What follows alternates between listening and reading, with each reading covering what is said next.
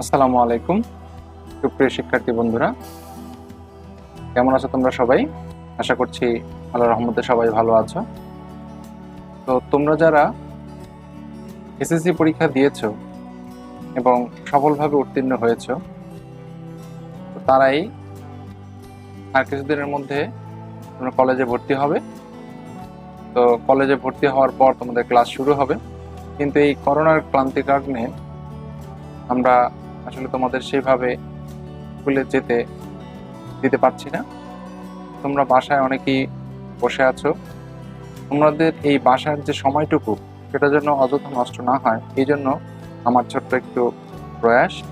তোমরা যদি অনলাইনের মাধ্যমে যে ক্লাসগুলো টিচাররা নিচ্ছে, সেগুলোতে যদি তোমরা পার্টিসিপেট করো, তাহলে তোমরা তোমাদের যে গ্যাপটা থেকে যাবে, সেই গ্যাপটা পূরণ করতে পারবে। তো প্রথমে আমি তোমাদের এখানে ম্যাথমেটিক্স সম্পর্কে একটু আলোচনা করব। তোমরা যারা এসএসসি পরীক্ষা দিয়ে পাশ করে নতুন কলেজে ভর্তি হওয়ার জন্য অপেক্ষায় আছো, তাদের জ্ঞাতার্থে জানাচ্ছি, তোমরা তো অবশ্যই জানো যে এইচএসসিতে যে সাবজেক্টগুলো আছে, সেগুলোর মধ্যে উচ্চতর গণিত একটা সাবজেক্ট। সেটা তিনটা যে বিভাগ আছে, এই তিন বিভাগের মধ্যে শুধু বিজ্ঞান বিভাগে এটা পড়ানো হয়। তো বিজ্ঞান বিভাগের ছাত্রছাত্রীদের জন্য উচ্চতর গণিত এটা খুব গুরুত্বপূর্ণ একটা সাবজেক্ট। এটাকে বিজ্ঞানের একটা অন্যতম শাখা। তো যারা এইচএসসির পরে ডাক্তার বা ইঞ্জিনিয়ার বিভিন্ন বা ইউনিভার্সিটির বা বুয়েটে অ্যাডমিশনে মানে ভর্তি হতে চাও, হ্যাঁ, ভালো ভালো জায়গায় যেতে চাও, তো তাদের জন্য এই ম্যাথমেটিক্স একটা খুবই গুরুত্বপূর্ণ সাবজেক্ট। তো সবার আগে জেনে নিই, দেখো এই আমাদের যে ম্যাথমেটিক্স ইন্টারের এইচএসসিতে আছে, সেখানে কি কি আছে।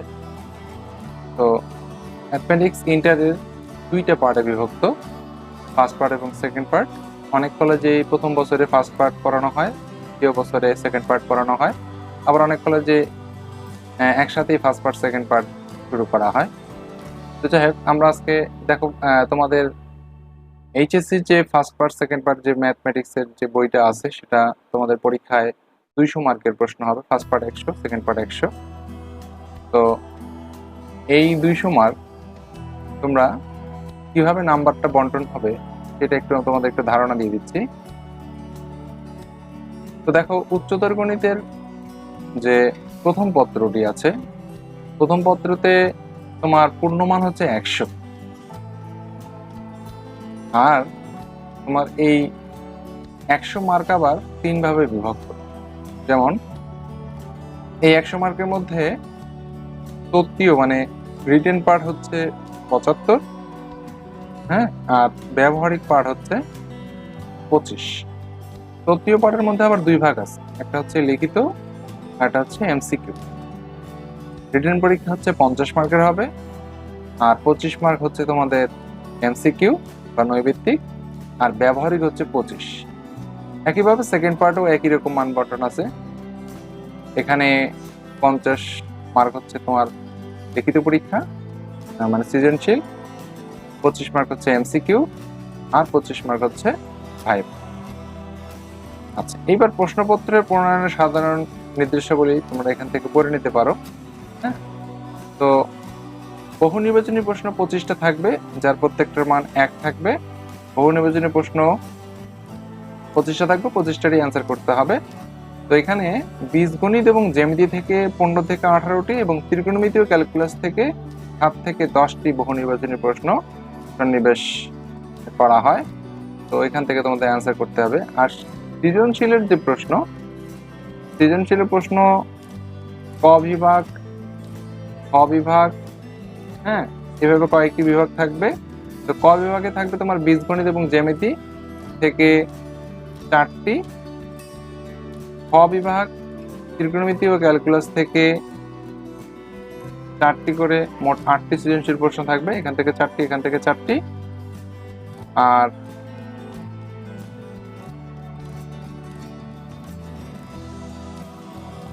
বীজগণিত এবং জ্যামিতি, সেখানে থাকবে ম্যাট্রিক্স, দেখো এই যে বীজগণিত এবং জ্যামিতি, সেখান থেকে 4টি প্রশ্ন থাকবে। খ বিভাগের ত্রিকোণমিতি ক্যালকুলাস থেকে হচ্ছে 4টি প্রশ্ন থাকবে, মোট 8টা প্রশ্ন থাকবে।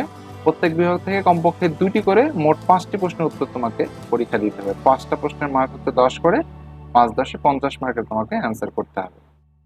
তো বীজগণিত এবং জ্যামিতিতে যে চ্যাপ্টারগুলো আছে, বীজগণিতে আছে, দেখো বীজগণিতে জ্যামিতি আছে ম্যাট্রিক্স, বীজগণিতে আছে ম্যাট্রিক্স, নির্ণায়ক, বিন্যাস ও সমাবেশ, ফাংশন ও ফাংশন লেখচিত্র, সরলরেখা, বৃত্ত, ভেক্টর, এটা হচ্ছে জ্যামিতির অংশ। আর ত্রিকোণমিতি ক্যালকুলাসেও এই সমস্ত কিছু কিছু চ্যাপ্টার রয়েছে।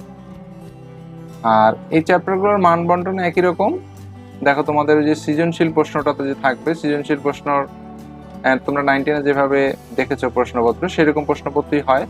প্রথমে সহজ মান থাকে, তারপর মধ্যমান, তারপর উচ্চ মান বা কঠিন মান। সৃজনশীল প্রশ্নের উত্তর 2 মার্ক, 4 মার্ক এবং 4 মার্ক করে থাকে এই 3 পদ্ধতিতে। আর ব্যবহারিক প্রশ্নের উত্তরও 25 নাম্বার এখানে দেওয়া আছে, তোমরা পড়ে নিও। তো সহজ মান শতকরা 30%, প্রশ্নের সংখ্যা 8টি, এটা হচ্ছে এমসিকিউ এর জন্য। মধ্যমান 50%, 12টি প্রশ্ন থাকবে। উচ্চতর বা কঠিন মান প্রশ্ন 20%, এরকম 5টি প্রশ্ন থাকবে। এইভাবে তোমাদের 25টি প্রশ্ন এমসিকিউতে করানো হবে।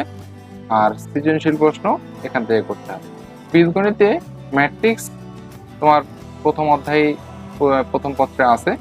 তো আজকে আমরা তোমাদের প্রথম পত্রের ম্যাট্রিক্স নিয়ে একটু আলোচনা করব।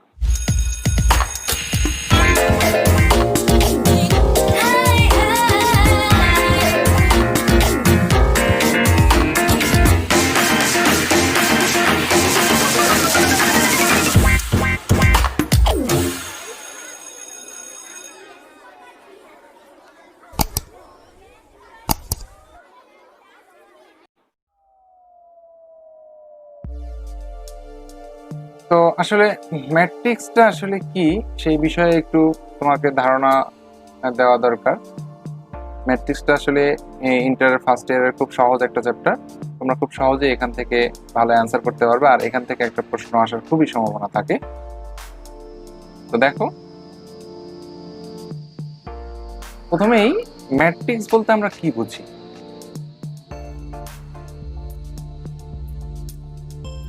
কয়েকটি তথ্য বা সারির সংখ্যাকে সারি বা স্তম্ভের সাহায্যে আয়তাকার বিন্যাসে সাজিয়ে যথাযথ প্রতীক ব্যবহার করলে তাকে ম্যাট্রিক্স বলা হয়।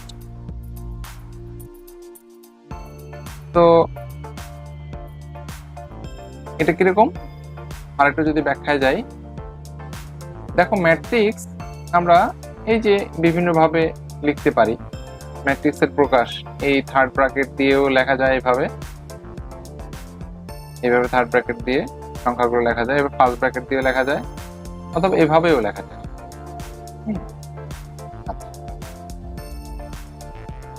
এইখানে দেখো একটু কিছু এখানে লেখা আছে, দেখো একটি আবৃত্তি প্রতিযোগিতায় অংশগ্রহণকারীরা বাংলা, ইংরেজি, আরবি অথবা ফার্সি ভাষায় যে কোনো ভাষায় একটি আবৃত্তিতে অংশগ্রহণ করতে পারে। প্রতিযোগিতায় অংশগ্রহণ করার জন্য একটি কলেজ, ধরা যাক এ কলেজ, 20 জন শিক্ষার্থী নির্বাচন করলো, যাদের মধ্যে 10 জন বাংলায়, 5 জন ইংরেজিতে, 3 জন আরবিতে এবং 2 জন ফার্সি ভাষায় আবৃত্তি করতে পারে। বি একটা কলেজে 18 জন শিক্ষার্থীকে নির্বাচন করলো, যাদের মধ্যে 4 জন বাংলায়, 6 জন ইংরেজিতে, 3 জন আরবিতে এবং 1 জন ফরাসি ভাষায় আবৃত্তি করতে পারে। সি কলেজে 15 জন শিক্ষার্থীকে নির্বাচন করলো, যাদের মধ্যে 7 জন বাংলা, 5 জন ইংরেজিতে, 2 জন আরবিতে এবং 1 জন ফরাসি ভাষায় আবৃত্তি করতে পারে। এই যে এতগুলো ইনফরমেশন এখানে আছে, সেগুলো যদি আমি ম্যাথমেটিক্যাল ভাষায় বা সাংকেতিক ভাবে ছকে প্রকাশ করি, তাহলে বিষয়টা কিরকম দাঁড়াবে। তথ্যগুলোকে ছকে লিখলে দেখো, এখানে এ কলেজে বাংলায় 10 জন, ইংরেজিতে 5 জন, আরবিতে 3 জন, ফরাসিতে 2 জন। বি কলেজে এইভাবে ইনফরমেশন দিলাম, সি কলেজে ওইভাবে ইনফরমেশন গুলো লিখে দিলাম। এই এত বড় যে কথার মধ্যে যে ইনফরমেশন গুলো, সেগুলো যদি আমি ছক আকারে লিখি, তাহলে কত ছোট হয়ে গেল। সেগুলোকে আরো ছোট করা যাবে যদি আমরা সেটাকে ম্যাট্রিক্স আকারে লিখি। জাস্ট শুধু মানগুলো আমরা যদি লিখে দিই, ম্যাট্রিক্স আকারে লিখলে কি হবে, দেখো এখানে 10, 5, 3, 2 মানে এই জাস্ট সংখ্যাগুলো আমরা এভাবে লিখে দিলাম। তাহলে ম্যাট্রিক্সটা আসলে করলোটা কি, ম্যাট্রিক্সটা দেখো এই যে এতগুলো ইনফরমেশন কথায়, সেগুলো খুব সহজে ছোট্ট আকারে ম্যাট্রিক্সের আকারে এভাবে লিখে প্রকাশ করে ফেলি, খুব ছোট করা যায়। তো এটা ব্যবহার তোমরা বুঝতেই পারতেছো। অনেক ক্ষেত্রেই এটার ব্যবহার সহজ করার ক্ষেত্রে এটা ব্যবহার করা হয়। তো এইটা কিভাবে কাজ করে ম্যাট্রিক্স সেই বিষয়ে আমরা এখন দেখব। চলো দেখা যাক। তো এই যে ছক আকারে লিখলাম, এখন এর সংজ্ঞাটা আসলে কি দাঁড়ালো? কয়েকটি তথ্য বা সংখ্যাকে সারি এবং কলামের সাহায্যে আয়তাকার বিন্যাসে সাজিয়ে যথাযথ প্রতীক ব্যবহার করলে তাকে ম্যাট্রিক্স বলে। এটা একটা হচ্ছে ম্যাট্রিক্স। এখন এইটা একটা মনে করো ম্যাট্রিক্স। এই ম্যাট্রিক্সের এই যে 10, 5, 3, 2 এইভাবে এটাকে বলা হচ্ছে কি? এটাকে বলা হয় হচ্ছে সারি। আর উপরে নিচে 10, 8, 7 এই উপরে নিচে বিষয়টাকে এটাকে বলা হচ্ছে কলাম। তাহলে এটা হচ্ছে কলাম আর এই পাশেরটা হলো সারি। কলাম সারি নিয়েই আমাদের ম্যাট্রিক্সের মূলত কাজ। তো এরপরে দেখো ম্যাট্রিক্সের প্রকারভেদ। অনেক প্রকারের ম্যাট্রিক্স আসলে আমাদের এখানে আছে। যেমন আয়তাকার ম্যাট্রিক্স। আয়তাকার বোঝো, আয়তকার দেখতে এভাবে A1, A2, A3 an, এবার B1, B2, B3 Bn, এটা এভাবে আয়তকার যদি থাকতে থাকে এটাকে আয়তকার ম্যাট্রিক্স বলে। সারি ম্যাট্রিক্স, এই A1, A2, A3 এটা হচ্ছে সারি ম্যাট্রিক্স। এটা হচ্ছে কলাম ম্যাট্রিক্স। কলাম ম্যাট্রিক্সটা কিরকম দেখো, লম্বালম্বি ভাবে A1, A2, A3 কলাম বরাবর থাকে, এটা n, এটা হলো কলাম ম্যাট্রিক্স। এবার বর্গ ম্যাট্রিক্স। বর্গ মানে হচ্ছে যাদের বর্গ তো বুঝোই, দৈর্ঘ্য প্রস্থ সমান। দেখো এখানেও 3টা এই পাশে আছে, এই পাশেও 3টা আছে, তো এটা হলো বর্গ ম্যাট্রিক্স। বা দুইটাও হইতে পারে, সেটাও বর্গ ম্যাট্রিক্স। বা চারটা হইতে পারে, সেটাও বর্গ ম্যাট্রিক্স। এটাকে 3x3 বলা হয়। এই পাশেও 3টা, এই পাশে সারিও 3টা, কলামও 3টা, 3x3 বর্গ ম্যাট্রিক্স। শূন্য ম্যাট্রিক্স, যে যার সবগুলো মানই শূন্য, সেটাকে 3x3, এটা শূন্য ম্যাট্রিক্স। এবার আমরা দেখব অভেদক বা ইউনিট বা আইডেন্টিটি ম্যাট্রিক্স। আইডেন্টিটি ম্যাট্রিক্স হচ্ছে যার কর্ণের উপাদানগুলো হচ্ছে 1, 1, 1 আর বাকি উপাদানগুলো হচ্ছে সব শূন্য। এটাকে বলা হয় আইডেন্টিটি ম্যাট্রিক্স। এটাকে আই দ্বারা প্রকাশ করা হয়। কর্ণ ম্যাট্রিক্স হচ্ছে যে ম্যাট্রিক্সের শুধু কর্ণের মান বিদ্যমান, বাকি সব উপাদান হচ্ছে 0, এটাকে কর্ণ ম্যাট্রিক্স বলা হয়। প্রতিসম ম্যাট্রিক্স বা সিমেট্রিক ম্যাট্রিক্স হচ্ছে, দেখো এটা একটা ম্যাট্রিক্স। এই ম্যাট্রিক্সের এই যে সারিতে দেখো কি আছে 5 to 1, আবার কলামেও আছে 5 to 1, একই রকম। এই যে 5 to 1, যাদের এই রো এবং কলাম সমান তাদেরকে বলা হয় প্রতিসম ম্যাট্রিক্স। এখানে মাঝখানেটাও দেখো সমান 2, 6, 1 আর এই পাশে হচ্ছে এই যে 2, 6, 1, এই পাশে হচ্ছে 2, 6, 1, সব দিক থেকে এটা সমান, এটাকে বলা হয় প্রতিসম ম্যাট্রিক্স। রূপান্তরিত বা ট্রান্সপোজ ম্যাট্রিক্স কি? ট্রান্সপোজ ম্যাট্রিক্সটা দেখো, যদি 2/2 এর 5, 6, 2, 3 একটা ম্যাট্রিক্স হয়, এর রূপান্তরিত ম্যাট্রিক্স হবে, এটাকে রোটাকে কলাম এবং কলামটাকে রো বানাইতে হবে, এটাকে বলা হয় রূপান্তরিত ম্যাট্রিক্স। দেখো এইখানের 5, 6 আর ওইখানের 5, 6, এটার রোতে ছিল 5, 6, এখানে কলামে হয়ে গেছে 5, 6। এটা 2, 3 ছিল রোতে, 2, 3 হয়ে গেছে কলামে। রোটাকে কলাম করা, রূপান্তর করা, এটাকে বলা হয় রূপান্তর ম্যাট্রিক্স। এবার ম্যাট্রিক্সের আমরা যোগ শিখবো। ম্যাট্রিক্সের যোগটা কি? দেখো এর মান একটা ম্যাট্রিক্স মানা হয় 1, 4, 3, 7, 1, 5, 1, 4, 3, এটা হলো একটা এ ম্যাট্রিক্স। আর একটা যদি বি ম্যাট্রিক্স 9, 0, 5, 1, 5, 7, 1, 4, 3, এটা বি ম্যাট্রিক্স। তাহলে এ আর বি কিভাবে যোগ করব?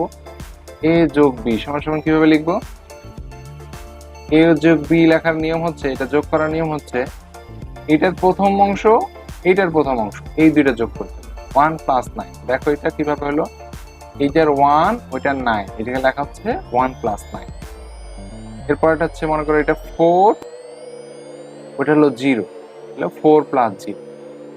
এইভাবে 3 + 5, 7 + 1, প্রত্যেকটার সাথে প্রত্যেকটা যে অবস্থানে আছে সেই অবস্থানের সাথে আরেকজনের সাথে যোগ হবে। এইভাবে করে করে যোগ করা, যেমন 3 এর সাথে 3 যোগ করলে এই 3 আর 3 যোগ করে কত হবে? 6। এইভাবে আমরা যোগ করে লিখবো। তারপরে আমরা যদি ক্যালকুলেশন করি, 9 আর 1 10, 7 আর 8, 11 আর 2, এভাবে 8, 12, 6, এভাবে ম্যাট্রিক্সের যোগ করা। আচ্ছা, এবার আমরা শিখবো ম্যাট্রিক্সের বিয়োগ। ম্যাট্রিক্স কিভাবে বিয়োগ করে, মনে করো এ একটা ম্যাট্রিক্স, বি আর একটা ম্যাট্রিক্স, তাহলে এ মাইনাস বি কি হবে, জাস্ট আগের মতোই 1 আর 9, 1 আর 9 বিয়োগ করব, যার যার অবস্থানে সে সেই অবস্থানে যোগ বিয়োগ করবে। এখানে দেখো এখানে 3 4 3, এই যে 4 মাইনাস 3, এরপর আমরা বিয়োগ করব, যোগ বিয়োগ করলে আমাদের যে মানটা আসবে -8 2 6 -4 -2 0 0 1। ম্যাট্রিক্সের বিয়োগ অনেক সহজ, আশা করি বুঝতে পারতেছো। এবার ম্যাট্রিক্সের গুণ, সবচেয়ে ইম্পর্টেন্ট একটা বিষয় ম্যাট্রিক্সের গুণ, এই গুণটাই আমরা শিখব। দেখো ম্যাট্রিক্সের গুণ আসলে তোমরা আরসি অনেকেই খেয়েছো, আরসি দিয়ে প্রকাশ করা। এই আর আর সি কি, আর হচ্ছে রো, সি হচ্ছে কলাম। গুণ করার নিয়ম হচ্ছে রো এর সাথে কলামের গুণ করতে হবে। রো কলাম কিভাবে গুণ করে ম্যাট্রিক্সের, দেখো একটু। মনে করো ওই একটা ম্যাট্রিক্স দেওয়া আছে 2 3 4 4 3 2 3 4 1, বি আর একটা ম্যাট্রিক্স 1 2 3 2 3 4 3 4 1। এই দুইটা ম্যাট্রিক্স আমি গুণ করব। আমি বলছিলাম যে আর সি, রো আর কলাম গুণ করব। আর সি মানে এইটার রো, এটার কলাম গুণ করতে হবে। দেখো কিভাবে, এ ডট বি কিভাবে করব। এ ডট বি বের করতে হলে দেখো এটা সুন্দর করে একটু ভালো করে দেখো, 2 এর সাথে মানে এই রো এর সাথে এই কলাম গুণ হবে।